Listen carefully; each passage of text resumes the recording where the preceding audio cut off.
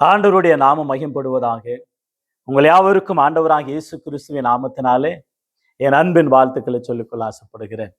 எனக்கு அருமையானவர்களே, இந்த நாளில் கூட விசேஷமாக நல்லது ஒரு பாடத்தை கற்றுக்கொள்ள பிதாவாகி தேவன் நமக்கு உதவி செய்வாராக. இந்த நாளில் கூட விசேஷமாக வாலிப நாட்களிலே எப்படி வாழ வேண்டும், வாலிப நாட்களிலே எப்படி வாழ வேண்டும்.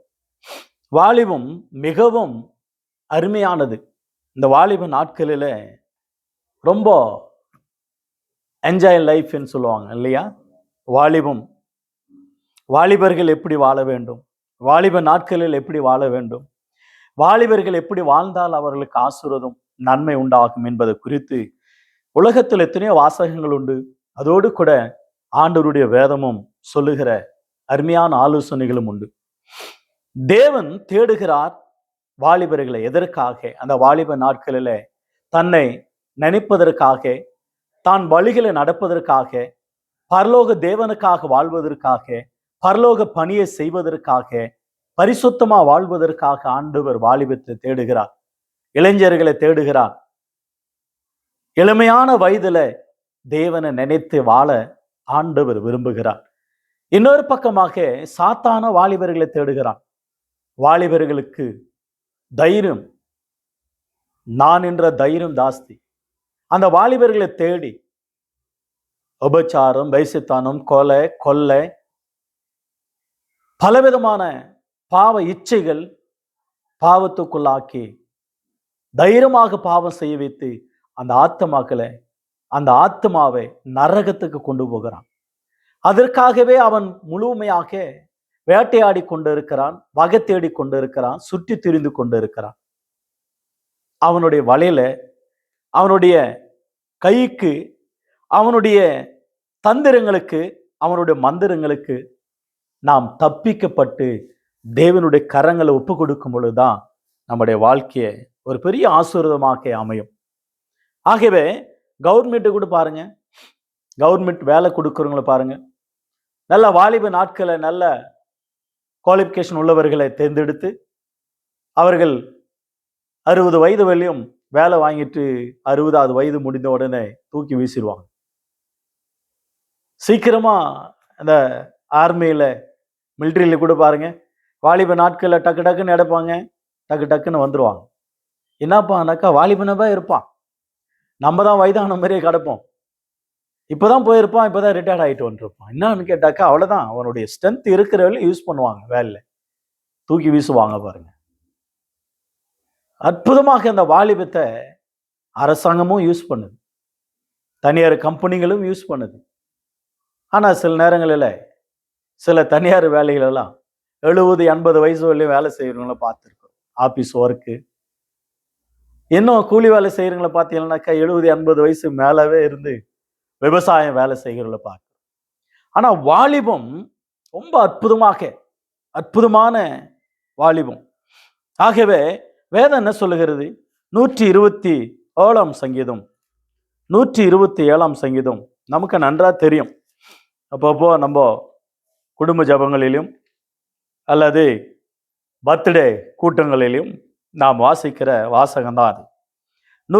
சாலமோன் எழுதின சங்கீதம், சாலமோனின் சங்கீதம் 127ஆம் சங்கீதம், சாலமோன் பாடின சங்கீதம் 127 வசனம் 4, 5 ஆகிய வசனங்களை பாருங்களேன். கீழே கூட 6, 3 வாக்கியங்கள். இதோ பிள்ளைகள் கர்த்தரால் ஒரு சுதந்திரம், கர்ப்பத்தின் கனி அவர்களை கிடைக்கும் பலன். வாழ வயதன் குமாரர் பலவான்கள் கையில் உள்ள அம்புகளுக்கு ஒப்பா இருக்கிறார்கள். அவைகளால் தான் அம்பார துணியை நெருப்பின புருஷன் பாக்கியவான்கள். அவர்கள் நாணமடையாமல் ஒளிமுக வாசல்களில் சத்துருக்களோடோ பேசுவார்கள். 5ஆம் வசனத்துல வாழ வயதன் குமாரர்கள் பலவான் கையில் உள்ள அம்புகளுக்கு ஒப்பா இருக்கிறார்கள். தேவன் பலவான், அவருடைய கையில் இருக்கிற அம்புகளா இருக்கிறார்களா வாலிபர்கள்? நீ ஒரு அம்பு, சாத்தானை ஈகிற அம்பு, உன் வாழ்க்கையில ஜெயிக்கிற அம்பு, ஆண்டவருடைய பலத்த கரத்துக்குள்ள இருக்கிற வாலிபம் என்ன அற்புதமான. ஆகவே வாலிபர்கள் நினைப்பார்கள், நாம் இதை சாதிக்கலாம், நாம் அதை சாதிக்கலாம், என்னால சாதிக்க முடியும். சொல்லுவாங்களா உலகத்தால, உன்னால் முடியும் தம்பி, உன்னால் முடியும். வாலிபத்தில் அவங்களுடைய எண்ணங்கள், சிந்தனைகள் அவங்க செயல்பட ஆரம்பித்தாங்கன்னாக்கா நிச்சயமாகவே வெற்றி அடைவாங்க. அப்படி செயல்படுவாங்க பாருங்க. வாலிபம் ரொம்ப நல்லது. நிறைய பேர் பார்த்தீங்கன்னாக்கா கல்யாணத்துக்கு போட்டோ கொடுத்தா கொஞ்சம் வாலிப போட்டோ தான் தருவாங்க. வயசான நாட்களில் கூட தங்களுடைய ஃபேஸ்புக்கில், வாட்ஸ்அப்பில், இன்ஸ்டாகிராமில், தங்களுடைய ஃபோனில் கூட இளமையாக இருக்கக்கூடிய திருமணம் நாள் ஆன ஃபோட்டோ, அவர் இளமையாக இருக்கிற அந்த ஃபோட்டோ, நான் ஒரு 12, 13, 14 வயசு இருக்குன்னு நினைக்கிறேன். அந்த ஃபோட்டோ இன்னும் வச்சு கிடக்கிறேன் பாருங்க. அதை பார்த்துக்கிட்டே கிடக்கிறேன். அந்த இளமை இப்போ இல்லை, ஆனாலும் அதை ரசித்து கொண்டு இருக்கிறோம். யாராவது காட்டும் போது கூட பாருங்க, சின்ன வயசுல எப்படி இருந்தேன், வாலிபனை எப்படி இருந்தேன் அப்படின்னு ஃபோட்டோ ஒவ்வொன்று காட்டுவாங்க பாருங்க. ஸோ அதை மறக்க முடியாது. அந்த வாலிபம், அந்த வாலிப நாட்கள் மீண்டும் போவாது. ஆகையினாலதான் வார்த்தையை விட்டா மறுபடியும் திரும்ப வராது, நாட்கள் போனா திரும்ப வராது, வாலிபம் போனா திரும்ப வராது. இப்படியெல்லாம் போனதெல்லாம் வராது. உயிர் போனா மீண்டும் வராது. இருக்கிற நாட்கள் பிரயோஜனப்படுத்திக் கொள்ள வேண்டும் என்று வேதம் சொல்லுகிறது. சரி, இந்த வாலிபர்களுக்கு வேண்டிய ஆலோசனை வேதம் சொல்லுகிறது. 2-3 வாக்கியங்களை வாசித்து நாம் தொடர்ந்து ஜெபிக்கலாம். வாலிபத்தை ஆண்டவர் தேடுகிறார். வாலிப நாட்களில் எப்படி வாழ வேண்டும், எப்படி வாழக்கூடாது என்பது குறித்து பைபிள் அழகாக சொல்லப்படுகிறது பார்க்கிறோம். நீதிமொழிகள் புஸ்தகத்தை படிச்சா வாலிபர்களுக்கு நான் சொல்லுவது, நீதிமொழிகள் புஸ்தகத்தை படிங்க, அதுக்கு அடுத்தது சங்கீதம் பிரசங்கி படிங்க, அதுக்கு அடுத்து சங்கீதம் படிங்க, அதுக்கு அடுத்தது புதிய ஏற்பாடு பழைய ஏற்பாடும் படிங்க.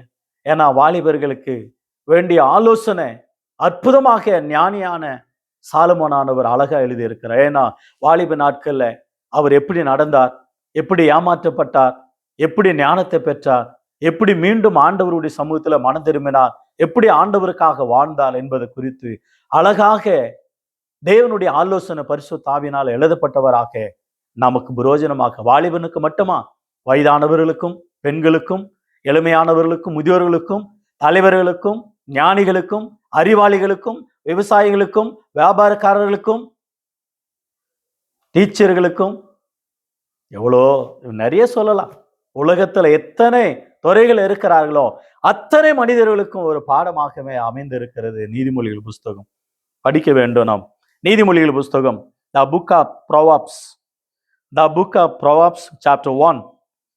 நீதிமொழிகள் புஸ்தகம் 1ஆம் அதிகாரம் வசனம் 4ஆம் வசனத்தை கவனிங்க. இவைகள் பேதைகளுக்கு வினாவையும் வாலிபருக்கு அறிவையும் விவேகத்தையும் கொடுக்கும். அற்புதமாக எவைகள் என்றால் இந்த நீதிமொழிகள் புஸ்தகம் வாலிபருக்கு அறிவை, வாலிபர்களுக்கு ஞானத்தை, வாலிபர்களுக்கு எச்சரிப்பை, வாலிபர்களுக்கு அவர்னஸ். 15ஆம் வசனத்தை கூட கவனிங்க. நீதிமொழிகள் 1:15. என் மகனே, நீ அவர்களோட வழி நடவாமல் உன் காலை அவர்கள் பாதைக்கு விளக்குவாயாக. யாருக்கு? 10ஆம் வசனத்துல கவனிங்க. என் மகனை, பாவிகள் உனக்கு நயம் காட்டினாலும் நீ சம்மதியாதே. எங்களோடு கூட வா, ரத்தம் சிந்தும்படி நாம் பதிவிருந்து குற்றமற்று இருக்கிறவர்களை முகாந்தாரம் என்று பிடிக்கும்படி ஒளிந்திருப்போம். பாதாள விழுங்குவது போல நாம் அவர்களை உயிரோடு விழுங்குவோம். பூமியில் இறங்குகிறவர்கள் விழுங்கப்படுகிறது போல அவர்களை முழுமையாக விழுங்குவோம். விலை உயர்ந்த சகலவித பொருள்களையும் கண்டடிவோம், அதாவது திருடுவோம், கொள்ளையடிப்போம், பொருள்களால் நம்முடைய வீடுகளை நிரப்புவோம். எங்களோடு கூட பங்காளியா இரு, நாம் எல்லாருக்கும் ஒரே பை இருக்கும் என்று அவர்கள் சொல்வார்களாகில் என் மகனே, நீ அவர்களோடு கூட வழி நடவாமல் உன் காலை அவர்கள் பாதைக்கு விளக்கி அவர்கள் கால்கள் தீங்கு செய்யும்படியா ஓடி ரத்தம் சிந்தி தீவி இருக்கிறது. எவ்வளவு இவ்வகையான பட்சினாலும் சரி, அதன் கண்களுக்கு முன்பாக வளைய விரிப்பது விருதா. இவர்களோ தங்கள் ரத்தம் சிந்துவதற்கு பதிவிருக்கிறார்கள், தங்கள் பிராணனுக்கே ஒளி வைத்திருக்கிறார்கள். பொருளாசல் உள்ள அவர்களுடைய வழி இதுவே, இது தண்டனுடையவர்களின் உயிரை வாங்கும். இவ்வளவு அற்புதமாக வாலிபனுக்கு ஆண்டவர் சொல்ற அருமையான ஆலோசனை. ஒரு தாய், ஒரு தகப்பன் புத்தி சொல்லுகிற வண்ணமாக பிதாவாகி தேவன் அற்புதமான ஆலோசனை சொல்லுகிறார். பாவிகள், அக்கிரமக்காரர்கள், திருடர்கள், கொள்ளைக்காரர்கள், கொள்ளடிக்கக்கூடியவர்கள், பாவ பழக்க வழக்கங்களை வாழ்ந்து மனிதர்களை கொள்ளுகிறவர்கள் அவர்களோடு கூட இணையாத, திருடாத, திருட்டு பழக்க வழக்கங்களை ஈடுபடாத, உண்மையா படி, வேலை செய், சம்பாய், சமுதாயத்துல நல்லவனா இரு, அப்பா அம்மாவுக்கு ஆசீர்வாதமா இரு, குடும்பத்துக்கு ஆசீர்வாதமா இரு, சபை கடந்து செல், ஆண்டவரை பின்பற்று, பக்தி உள்ளவனா வாழ்ந்து கொள். அற்புதமான ஆலோசனை நீதிமொழிகள் புஸ்தகம் நமக்கு எடுத்து வரைக்கிறத நாம் பார்க்கிறோம். வாலிப நாட்களில் அவருடைய எல்லாமே ஆண்டவர் அழகா எழுதி வைத்திருக்கிறார் பாருங்க. அவங்க கை காட்டுவாங்களாம் பாருங்க. நீதிமொழிகள் புஸ்தகம் 6ஆம் அதிகாரம் 13 பாருங்களேன். 6:13, 6ஆம் அதிகாரம் 13ஆம் வசனம் நீதிமொழிகள். அவன் தான் கண்களால் சைகை காட்டி, தான் கால்களால் பேசி, தான் விரல்களால் போதனை செய்கிறான். நிறைய வாலிபர்கள் பாருங்களேன், அவங்களுக்கு சிக்னல் எல்லாம் வித்தியாசமா இருக்கும். அப்படின்னாக்கா அவங்களும் இரும்புவான், அப்படியே கண்ணில் அப்படின்னுவான், அப்படின்னுவான், முகத்துல அப்படி சைகை காட்டுவான், வாயில ஆண்ணுவான், விரலில் கையை காட்டுவான், ஓகே அப்படின்னுவான், இப்படி வான்னுவான், போன்னுவான், இல்லை காலில் கூட அப்படியே தள்ளினாக்கா போயிடுற மாதிரியா, வான்னா அப்படி வர்ற மாதிரியா சைகை பயங்கரமா இருக்கும் பாருங்க. நீங்க வாலிபர்களை பாருங்களேன், ரோட்ல நிற்கிற வாலிபர்களெல்லாம் அந்த பெண் பிள்ளைங்களை பார்த்து அவனை கணக்கரிக்கிறதும், இரும்புறதும், பேசுற வார்த்தையும். ஆமாச்சா, நாளைக்கு எங்க போய் நிற்கிறேன், நான் காலையில 10 மணிக்கு நான் ஒரு இடத்துக்கு போகிறேன், அந்த இடத்துல அப்படின்னு சொல்லுவான். அவங்களுக்கு காது கேட்குற மாதிரி. அவன் யாருக்கு பேசுறான்னு தெரியாது, ஆனா கேட்கறவங்களுக்கு கரெக்டா கேட்கும். வாலிபர்கள் கைகளால, கண்களால, வார்த்தையினால அந்த சைகை காட்டுறானா, விரல்களால, குரல்ல போதனை செய்கிறான், போதனையே செஞ்சிடான் பாருங்க. அப்படியே அந்த கண் இமைகளால, கண்ணால, இல்லையா, அற்புதமாக எனக்கு அருமையானவர்கள் அந்த வாலிபர்களுக்கு இருக்கக்கூடிய டேலண்ட் போதனை எப்படி இருக்குமா? நீதிமொழிகள் புஸ்தகம் 20ஆம் அதிகாரம், நீதிமொழிகள் 20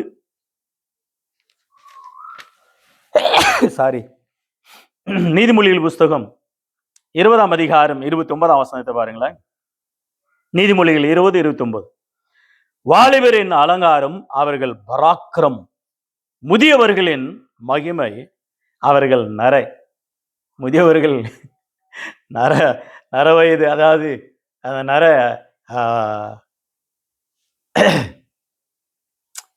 கருப்பு இருக்கிற கலரை வெள்ளையா மாறிடும், நரிசி போயிடும் முடி.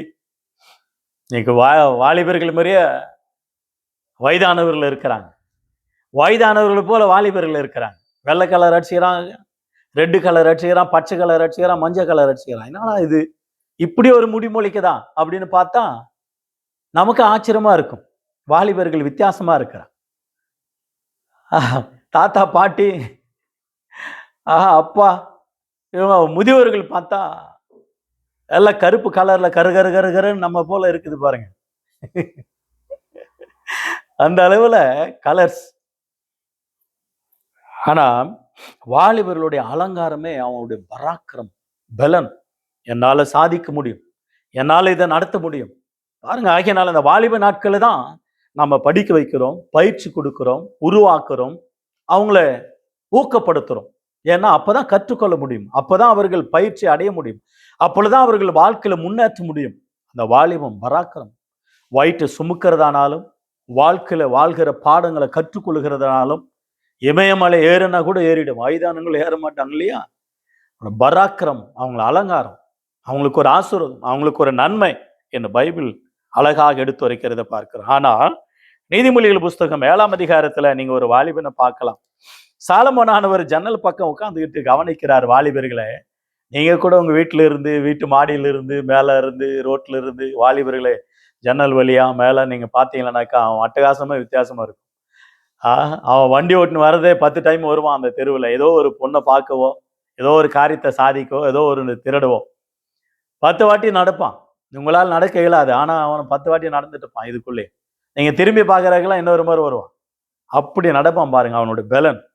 அப்படி ஒரு வாலிபனை பார்க்கிறாரு. அந்த வாலிபனை பார்க்கிறாரு பாருங்களா. நீதிமொழிகள் புஸ்தகம் 7ஆம் அதிகாரம் 7 முதல் 27 வசனங்கள் வரை நீங்கள் கவனித்து பார்ப்பீங்களன்னா, பேதிகர்கள் ஆகிய வாலிபர்களுக்குள்ள ஒரு புத்திரமான வாலிபனை கண்டு அவனை கவனித்தேன். நான் என் வீட்டின் ஜன்னல் அருகே நின்று பலகனி வழியாய் பார்த்த பொழுது, 6ஆம் வசனத்துல வாசிக்கிறோம் இல்லையா, நீதிமொழி 7ஆம் அதிகாரம் 6, 7 ஆகிய வசனங்களில், அவன் மாலம் மயங்கும் அஸ்தமான நேரத்திலேயே இரவின் 2 அந்தகாரத்திலும் அவள் இருக்கும் சந்து கடுத்த தெருவில் சென்று அவள் வீட்டு வழியா நடந்து போன. அப்பொழுது இதோ வேசியின் ஆடம்பரம் தரித்த தந்திரமுள்ள ஒரு ஸ்திரீ அவனுக்கு எதிர்பட்டாள். அவள் வாயாடி ஆனவளும் அடங்காதவளும், அவள் கால்கள் வீட்டுல நிற்கிறதில்லை. சில வேலையில வெளியில இருப்பாள், சில வேலை வீதியில் இருப்பாள், சந்துகள் தோறும் பதிவிருப்பாள். அவள் அவனை பிடித்து முத்தம் செய்து முகம் காணாமல் அவனை பார்த்து சமாதான பலிகளின் மேல செலுத்தினது. ரொம்ப சந்தோஷமா இருக்குது. இப்பதான் நான் நினைச்சுனே இருந்தேன், எவ்வளவு காலமும் உன்னை பார்க்கலான்னு நினைச்சேன், உன்னை பேசலான்னு நினைச்சேன். கட்டி அணைச்சு ஒரு உம்மா கொடுத்து பேசுற வார்த்தைகள் அவனை மயங்கி, என் வீட்டுக்காரன் இல்லை, பணம் போய் எடுத்து போய்க்கிறான், எப்படி இருந்தாலும் ஒரு மாசம் ஆகும், நீ வா, விடியற் காலவில்லையும் நாம் இருப்போம். எகிப்தின் சந்தனங்களாலும் நல்ல வாசனை தரக்கூடிய சென்ட்டு, சந்தனம், பூ, இவைகளெல்லாம் நான் அலங்காரம் படுத்தி இருக்கிறேன் என்னுடைய படுக்கறையை. சந்தோஷமா இருப்போம், பூரிப்பா இருப்போம். அவர் அழைக்கிற அந்த அழைப்பு, இனிமையான வார்த்தைகளை கேட்டவன் அந்த வாலிபன் அப்படியே மயங்கி அவர் பின்னதாக போனான். மாடு அடிக்கப்படும்படியாக, குருவி கன்னிக்கு அந்த கண்ணியை வைத்திருக்கிறது அறியாமல் கண்ணில மாட்டிக்கொள்ற வண்ணமாக, விலங்கு போட்டு ஒரு திருடனை கொண்டு போற வண்ணமாக அவன் போகிறான் பின்னதாக. கடந்து போனா கடந்து வராத ஒரு வழி, அது பாதாளத்துக்கு போகிற வழி. மாட்டிக்கொண்டா மறுபடியும் சிக்கி கொண்டால் மறுபடியும் திரும்பி வராத ஒரு வழி, உபச்சாரத்தின் வழி.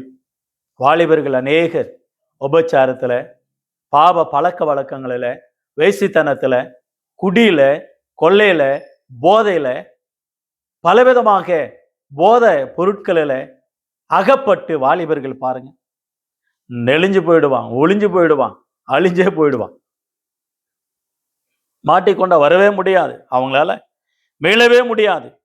ஆனா அதுல இருந்து வருவதற்கு ஒரே ஒரு வழி, ஆண்டவராக இயேசு கிறிஸ்து மாத்திரம்தான். ஆண்டவராக இயேசு கிறிஸ்து மாத்திரம்தான். குமாரனாகி இயேசு உன்னை விடுதலாக்கினால் நீங்கள் மெய்யாகவே விடுதலை அறிவீர்கள், சத்தியத்தை அறிவீர்கள், சத்தியம் உங்களை விடுதலாக்கும். இயேசு கிறிஸ்துவனுடைய வார்த்தைகள் வல்லமுள்ளது.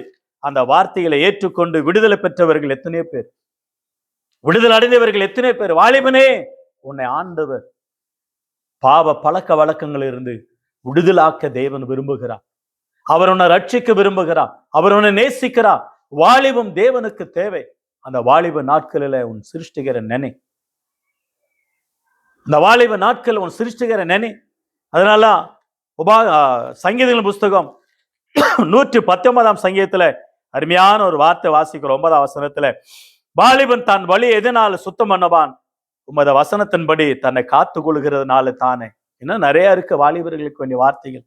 இதை கடைசியா சொல்ல வேண்டிய வார்த்தை உங்களுக்கு முன்னதாகவே சொல்லிவிட்டு, வாலிபனுடைய வாழ்க்கை ஆண்டவர் விரும்புகிறார். ஏசாயா புஸ்தகம் 40ஆம் அதிகாரம் 30ஆம் வசனத்தை பாருங்களேன். ஏசாயா புஸ்தகம் 40ஆம் அதிகாரம் 30ஆம் வசனம், இளைஞர்கள் இளைப்படைந்து சோர்ந்து போவார்கள், வாலிபர்களும் இடரே விழுவார்கள். பாவத்துல, சாபத்துல, அக்கிரமத்துல, அநியாயத்துல இடரே விழுந்து அவன் நொறுங்கி போயிடும். ஆனா கர்த்தருக்கு காத்திருக்கிறவர்களோ, ஆண்டவரை ஏற்றுக்கொண்டவர்களோ, தேவனை பின்பற்றுகிறவர்களோ, இயேசுவே தன்னுடைய இரட்சகராய் ஏற்றுக்கொள்கிறவன் எல்லாவற்றிலும் விடுதலை பெற்று ஆசீர்வதிக்கப்பட்டு இருப்பான் என்பது குறித்து வேதம் சொல்லுகிறது, சந்தேகம் இல்லை. 2 தீமோத்தேயு புஸ்தகம் 2ஆம் அதிகாரம் 22ஆம் வசனத்தை பாருங்களேன். 2 தீமோத்தேயு புஸ்தகம் 2ஆம் அதிகாரம் 22ஆம் வசனம், அன்றியும் பாலித்திற்குரிய இச்சைகளுக்கு நீ விலைகோடி சுத்த இருதயத்தோட கர்த்தரை தொழுது கொள்ளுகிறவர்களுடனே நீதியும் விசுவாசத்தையும் அன்பையும் சமாதானத்தையும் அடையும்படி நாடு என்று வேதம் சொல்லுகிறத பார்க்கிறோம். எனக்கு அருமையானவர்களே, வாலிபத்துக்குரிய அந்த வாலிபத்து நாட்களில பாலியத்திற்குரிய இச்சைகளுக்கு விலை ஓடணும். வாலிபர்கள் தங்களை பாதுகாத்துக் கொள்ளணும், ஓடணும். ஆண்டவர் சொல்லி இருக்கிறார், விக்கிர ஆராதனைக்கு விலகி ஓடுங்கள், உபச்சாரத்துக்கு விலகி ஓடுங்கள், பாவத்துக்கு விலகி ஓடுங்கள். பிசாசுக்கு மாத்திரம் எதிர்த்து நில்லுங்கள் என்று ஆண்டவர் சொல்லியிருக்கிறார். துர்க்கிரிகளுக்கு எதிர்த்து நில்லுங்கள், சத்துருவுக்கு எதிர்த்து நில்லுங்கள். ஆனா உபச்சாரத்துக்கும் வேசித்தனத்துக்கும் விக்கிராராதனைக்கு விலகு ஓடு. அவைகளுக்கு விலகு ஓடணும், நிக்கவே கூடாது. ஒரு பெண்மணி இருக்கிறான்னா யார் துணை நம்ம கூட இருந்தாதான் நின்று பேசணும், இல்லைன்னா ஓடிக்கிட்டே இருக்கணும். சாத்தான் யார் மூலமாக என்னவைகளை செய்ய அவன் திட்டம் தீட்டி கொண்டு இருக்கிறான். அதே 1 தீமோத்தேயு புஸ்தகம் 4ஆம் அதிகாரம் 12ஆம் வசனத்தை கூட கவனித்து பாருங்க. 1 தீமோத்தேயு புஸ்தகம் 4ஆம் அதிகாரம் 12ஆம் வசனத்துல அருமையான ஒரு வார்த்தைகளை கவனிப்போம். உன் இளமை குறித்து ஒருவனும் உன்னை அசட்டை பண்ணாதபடிக்கு உன் வார்த்தையிலும் உன் நடக்கையிலும் அன்பிலும் ஆவிலும் விசுவாசத்திலும் கற்பிலும் விசுவாசிகளுக்கு மாதிரியார். ஆண்டவர் இவைகளுக்கெல்லாம் மாதிரியா இருக்க சொன்னார். ஆனா நம்ம ஆளுங்க ஒரு மாதிரியா தான் கிடக்கான் இல்லையா? ஒரு மாதிரியா தான் இருக்கான். ஆண்டவர் சொல்ல, உன் இளமை குறித்து உன் வாலிபத்தை குறித்து ஒருவனும் உன்னை அசட்டை பண்ணவே கூடாது. ஒருவனும் உன்னை அசட்டை பண்ணக்கூடாது. வாலிபம், பராக்கிரமம், அந்த வாலிப வயசு எனக்கு அருமையான கத்தொடுப்பில் நம்முடைய வாழ்க்கையில நாம் மறந்து விடவே கூடாது. சிம்சோனை குறித்து பார்க்கிறோம். சிம்சோன் அற்புதமான ஒரு மனிதன், பராக்கிரமசாலி. பராக்கிரமசாலின்னா அந்த அளவுல பராக்கிரமசாலி. அவன் அடக்க யாராலும் கூடாது. ஆவியானவர் அவன் மேல இருந்தார், ஆவியானவர் அவன் கூட இருந்தார். கர்த்தருடைய ஆவியானவருடைய பலன் பெலிஸ்தர்களை ஓட ஓட தொரித்தனவன். சிம்சோனுடைய பேரை கேட்டவே பெலிஸ்தர்கள் நடுநடுங்குவாங்க, அந்த அளவுல பலசாலி. ஆனா அந்த பலசாலி கூட பாருங்களேன், நியாயாதிபதிகள் புஸ்தகம் 15ஆம் அதிகாரம் 15ஆம் வசனம், கழுதையின் பச்சை தாடு எலும்பால 1000 பேரை கொன்றான். 300 நரிகளை பிடித்து வயல்வெளிகளை சுற்று விட்டான், எரிய விட்டான். பயங்கரமான ஆள், சாதாரணமானவங்க கிடையாது. சாதாரணமா ஒரு வேசியன் மடியில இப்ப படுத்து தேளியால் மடியில பலனை இழந்தான், வாழ்க்கை இழந்தான், கண்களை இழந்தான், அழிந்தே போனான். வாலிப நாட்கள் என்னால சாதிக்க முடியும் நினைத்து வாழ்கிற வாலிபனே மனம் திரும்பு. உபச்சாரத்துல மனம் திரும்பு, வேசத்தனத்துல மனம் திரும்பு, குடிப்பழக்கத்துல மனம் திரும்பு, மனம் திரும்பு. கிறிஸ்தவன் கூட அப்படிதான் இருக்கிறான் இன்னைக்கு. அநேகர கொஞ்சம் வாலிபர்கள் சபைக்கும் போவான், சாரா கடிக்கும் போவான், சர்ச்சுக்கும் போவான், சினிமா கொட்டாய்க்கும் போவான்,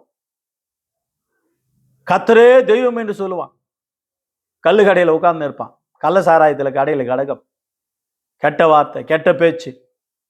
உன் வாலிபம் எதில் மாட்டிக்கொண்டு இருக்கிறது? வாலிப மகளே, வாலிப சகோதரனே, ரட்சிக்கப்படும், மனந்திரும். கர்த்தருனை நேசிக்கிறான். ஒரு யோசேப் நமக்கு ஒரு முன்மாதிரி. ஆதியாகமம் 39ஆம் அதிகாரம் 11ஆம் வசனத்துல வாசிக்கிறோம். யோசேப் ஓடுறான், பாவத்துக்கு வெளிக்கு ஓடுறான். போத்திபாருடைய மனைவி எஜமாட்டி கையை பிடித்து இழுக்கிறான். 9ஆம் வசனத்துல, 10ஆம் வசனத்துல, 11ஆம் வசனத்துல அவர் தேவனுக்கு விரோதமாக இப்படிப்பட்ட பாவத்தை நான் செய்ய மாட்டேன் என்று உபச்சாரத்துக்கு வெளியே ஓடுகிறத நான் பார்க்கிறோம். ஓடுகிற ஓடு விக்கிர ஆராதனைக்கு உபச்சாரத்துக்கும். தாவீது விழுந்தார், எழுந்தார். சாலமோன் விழுந்தார், எழுந்தார். சில வாலிபர்கள் தாங்கள் பாவத்துல விழுந்து மறுபடியும் எழுந்தார்கள். தவறு செய்யாத மனிதன் இல்லை, பட் மனம் திரும்ப வேண்டும். தவறு செய்யாத மனிதன் யாருமே இல்லை உலகத்துல யோக்கியவான் என்று சொல்ல முடியாது, பட் மனம் திரும்ப வேண்டும். 1 தீமோத்தேயு 4ஆம் அதிகாரம் 12 முதல் 16 வசனங்களில் சிலர் மனம் திரும்பினார்கள். எச்சரிக்கிறார் ஆண்டவர், நம்மை குறித்து, உன்னை குறித்து, உன்னோட உபதேசத்தை குறித்தும் எச்சரிக்கையாரு, அசையாராத, நிலைத்திரு, விசுவாசத்துல எச்சரிக்கையாரு, நிலை கொண்டிரு, பரிசுத்தத்துல. அற்புதமான ஆண்டவர் ஒரு தீமோத்தேயு, ஒரு தீத்து, இயேசு கிறிஸ்து வாலிப வயசுல கூட இருந்தார். அந்த வாலிப நாட்களில எபிரேயர் 4ஆம் அதிகாரம் 15ஆம் வசனத்துல இயேசு கிறிஸ்துவோட வாழ்க்கை, ரட்சகர், உலக ரட்சகர், தன்னை காத்துக்கிட்டார், தன்னை காத்துக்கிட்டார். வாலிபனே, உன்னை ஆண்டவர் நேசிக்கிறார். வாலிபன் இந்த உலகத்தில் எப்படி வாழ வேண்டும் ஆண்டவர் கற்றுக் கொடுத்த 2 கொரிந்தியர் புஸ்தகம், 2 கொரிந்தியர் 5ஆம் அதிகாரம் 2 கொரிந்தியர் 5ஆம் அதிகாரம் வசனம் 21 வசனத்துல, நாம் அனைவருக்குள்ளும் தேவனுடைய நீதியா இருக்கும்படி பாவம் அறியாத அவரை நமக்காக பாவமாக்கினார். இயேசு கிறிஸ்துவானவர் பாவம் அறியாதவர். பாவம் என்னன்னு தெரியாது அவருக்கு. பாவம் என்னன்னு தெரியும், பட் பாவம் செய்ய இயலாது, பாவம் செய்ய மாட்டார். எபிரேயர் 4ஆம் அதிகாரம் 15 வசனத்துல, நம்முடைய பலவீனங்களை குறித்து பரிதபிக்க கூடாத பிரதான ஆசிரியர் நமக்கிறாமல் எல்லா விதத்திலும் நம்மை போல சோதிக்கப்பட்டு பாவம் இல்லாதவராய் இருக்கிற பிரதான ஆசிரியர். பாவம் என்னன்னு தெரியும், ஆனா பாவம் செய்யல. பாவம் இல்லாதவர், பாவம் செய்யாதவர் பிதாவாகிய தேவன் நமக்காக பாவம் ஆக்கினார். அவர் ஏன்? நம்முடைய பாவங்கள், சாபங்கள், அக்கிரமங்கள் அனைத்தையும் அவர் மேல் விழுந்தது, அவர் சுமந்து கொண்டார். என்றைக்கும் ஆண்டவராக இயேசு கிறிஸ்துவினுடைய ரத்தம் நம்மை சுத்திகரிக்கிறது பார்க்க. ரோமர் புஸ்தகம் 5ஆம் அதிகாரம் 6ஆம் வசனம், ரோமர் 5ஆம் அதிகாரம் 6ஆம் வசனம், ரோமர் 5:6, அன்றியும் நாம் பலனற்றவர்களா இருக்கும் போதே குறித்த காலத்தில் கிறிஸ்து அக்கிரமக்காரருக்காக மரித்தார். நமக்காக, பாவிகளுக்காக, அக்கிரமக்காரருக்காக, துரோகிகளுக்காக சிலுவையில மரித்து நம்மை நீதிமான்களா, உத்தமர்களா, தேவனுடைய பிள்ளைகளா கர்த்தர் நம்மை மாற்றினதை நாம் பார்க்கிறோம். ஆகையினாலே வாலிபர்கள் அந்த வாலிப வயசுல சுமக்க வேண்டும். புலம்பலின் புஸ்தகம் லெமிட்டேஷன், த புக் ஆஃப் லெமிட்டேஷன், புலம்பலின் புஸ்தகம் 3ஆம் அதிகாரம் 27, 28 வாலிப நாட்கள்ல சுமக்கிறது ரொம்ப நல்லது. சுமக்கணும், வேலை செய்யணும், கஷ்டப்படணும். வாலிப நாட்களை பாருங்க, சுத்திக்கிட்டே கிடப்பான் பாருங்க, சுத்தி வருவான். எதுக்கு சுத்தி வர்றான்னு தெரியாது, சுத்தணும். அவனுக்கு ஆசை அவ்வளவுதான். வேலைக்கு போகலாம், ஆஹா, வேலை வெட்டிக்கு போகலாம், ஆஹா, அம்மா ஏதோ வீட்டு வேலை செஞ்சு கொண்டா இருக்கிற சாப்பாடு சாப்பிட்டு அந்த 10 ரூபாய் வாங்கி குடிச்சிட்டு ரோட சுத்துவான். வாலிபனை மணந்துடும். தப்பு, நீ தப்பு செய்கிறாய். வாலிப நாட்கள்ல வாலிபலா கிறிஸ்துவலாக நாம கூட சுவிசேஷம் சொல்லணும், வேலை செய்யணும், ரட்சிப்புக்குள்ள கொண்டு வரணும் ஜனங்களை. நாமும் சும்மா இருக்க கூடாது. ஆகவே 1 கொரிந்தியர் புஸ்தகம் 9ஆம் அதிகாரம் 16, 17 நாம் மேல விழுந்த கடமை சுவிசேஷம் சொல்வதற்கு. தெசலோனிக்கேயர் புஸ்தகத்துல வாசிக்கிறோம், வேலை செய்யாதவன் சாப்பிடவே கூடாது என்று. ஆகினாலே சங்கீதம் புஸ்தகம் 127ஆம் சங்கீதம் 4ஆம் வசனம், 5ஆம் வசனம், 6ஆம் வசனத்துல ஆண்டவருடைய கரத்தில் இருக்கிற அம்புகள், பலவான்கள், ஆண்டவர் பயன்படுத்துகிற கருவிகளா இருக்கும். யாருக்காக நாம் பிறந்தோம்? எதற்காக நாம பிறந்தோம்? தேவனுக்காக நாம் பிறந்தோம்.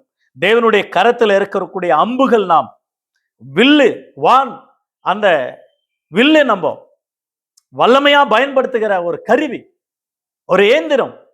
ஆண்டவர் நம்ம பயன்படுத்துவ வாலிப சத்துருக்களோடு பேசுவார்களா? 127ஆம் சங்கீதம் 6ஆம் வசனத்துல சத்துருக்களோடு பேசுவார்கள். 144ஆம் சங்கீதங்கள் புஸ்தகம் திருப்பிக் கொள்வோம். தயவுசெய்து என்னோடு கூட திருப்பிக் கொள்ளுங்க. சங்கீதங்கள் புஸ்தகம் 144ஆம் சங்கீதம் 144ஆம் சங்கீதம் வசனம் பாருங்களேன், 12ஆம் வசனத்தை பாருங்க. 144ஆம் சங்கீதம் 12. அப்பொழுது எங்கள் குமாரர் இளமையில் ஓங்கி வளருகிற விருட்சம் கன்றுகள் போலும், எங்கள் குமார்த்திகள் சித்திரம் தேர்ந்த அரண்மனை மூளை கற்களை போல இருப்பார்கள். அற்புதமான ஒரு வார்த்தை. வாலிபர்கள், வாலிப பெண்மணிகள் அற்புதமாக ஆண்டவருடைய ஆலயத்துல ஒளியோமர, பச்சையான ஒளியோமர கன்றுகளை போல. சங்கீதம் 52ஆம் சங்கீதம் 8ஆம் வசனம், சங்கீதம் 92ஆம் சங்கீதம் 12ஆம் வசனம், சங்கீதம் அற்புதமான சங்கீதம் 1ஆம் சங்கீதம் 3ஆம் வசனம், எஸ்தர் புஸ்தகம் 2ஆம் அதிகாரம் 15ஆம் வசனத்துல அற்புதமான ஒரு வார்த்தை. நீங்க கவனித்து பாருங்க, ரொம்ப நல்லா இருக்கும். எஸ்தர் புஸ்தகம் 2:15 பாருங்களேன். 2:15. மொர்தெகாய் தனக்கு குமார்த்தியாக ஏற்றுக்கொண்டவளும் அவன் சிறிய தகப்பனாகிய அபியேலியின் குமார்த்தியுமான எஸ்தர் ராஜாவினிடத்தில் பிரவேசிக்கிறதற்கு முறை வந்த பொழுது அவள் ஸ்திரீகளை காவல் பண்ணுகிற ராஜாவின் பிரதானியாகிய ஏகேயை நியமித்த காரியத்தில் எல்லாம் வேறொன்றும் கேட்கவில்லை. எஸ்தருக்கு தன்னை காண்கிற எல்லாருடைய கண்களிலும் தயை கிடைத்தது. வாலிப நாட்களில கர்த்தருக்காக வாழ்ந்த ஒரு எஸ்தர் வாலிப நாட்களில ஜெபித்தாங்க, தேசத்தை காப்பாற்றினாங்க, நன்மை செஞ்சாங்க. எனக்கு அருமையான கர்த்தருடைய பிள்ளை, நம்முடைய வாழ்க்கையில நாம் யாரா இருக்கிறோம், எப்படி இருக்கிறோம், வாலிப நாட்களில எப்படி வாழணும்னு எஸ்தர் புஸ்தகத்துல கூட எஸ்தர் அற்புதமாக தன்னை காத்து கொண்டு வாழ்ந்ததை பார்க்கிறோம். எனக்கு அருமையான கர்த்தருடைய பிள்ளை, நம்முடைய வாழ்க்கையில வாலிப நாட்களில எப்படி வாழ வேண்டும், பூமியில கேட்ட வார்த்தைகள் ஆண்டவராகிய தேவனுக்கு என்று அற்புதமாக நாம வாழ வேண்டும் என்று வேதம் சொல்லுகிறது. ஆகையினால கர்த்தருடைய பிள்ளை, நம்முடைய வாழ்க்கையில வாலிபத்தை ஆண்டவருக்கு ஒப்பு கொடுப்போம். வாலிப நாட்களில் ஆண்டவருக்காக நாம் உழைக்குவோம், ஊழியங்களை செய்வோம், ராஜ்யத்தை கட்டுவோம். அநேகருக்கு முன்மாதிரியாக நம்முடைய வார்த்தையில, நடுக்கையில, பேச்சில, பார்வையில, எண்ணங்களில கர்த்தருக்காக வாழ்வோம். கர்த்தர் நமக்கு உதவி செய்வார். ஆண்டவருடைய வார்த்தை இந்த வார்த்தையில் ஆசீர்வதிப்பாராக. God bless you all. God bless you.